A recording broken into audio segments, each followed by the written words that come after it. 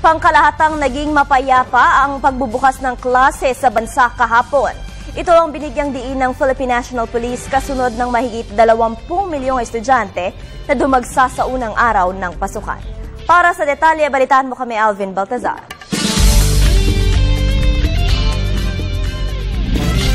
Generally peaceful. Itong initial assessment ng Philippine National Police sa pagbubukas ng klase. Smooth, maayos at naging mapayapa ang naging takbo ayon kay PNP-PIO Chief Police Chief Superintendent Ruben Teodor Sindak.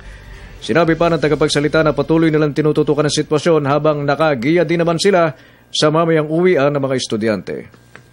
Well, ngayon po, kami nababalita ang impormasyon at assess namin na generally peaceful po ang pagbubukas ng eskwela.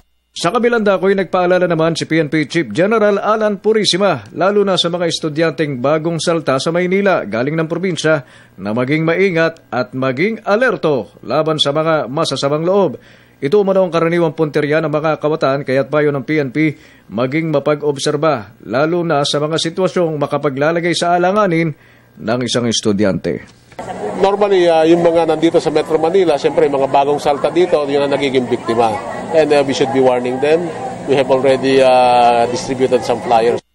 Saka iba't ibang mode tulad ng panggigipit, yung paglilin lang, kaya nung mga, alam nyo naman yung modes na aasahan ka na meron kang ninakaw pero hindi naman kaano-ano, di ba? Sa higit 18,000 mga pulis na idineploy ngayong araw para pangalagaan ang seguridad ng mga mag-aaral. Kasama sa mga area of deployment ang mapostehan ang may higit sa 7,000 mga police assistants. Pero ilang linggo mula ngayon, aalisin na din daw nila ang kanilang police assistance desk at ito'y sa sandaling mag-normalize na ang sitwasyon sa mga eskwelahan.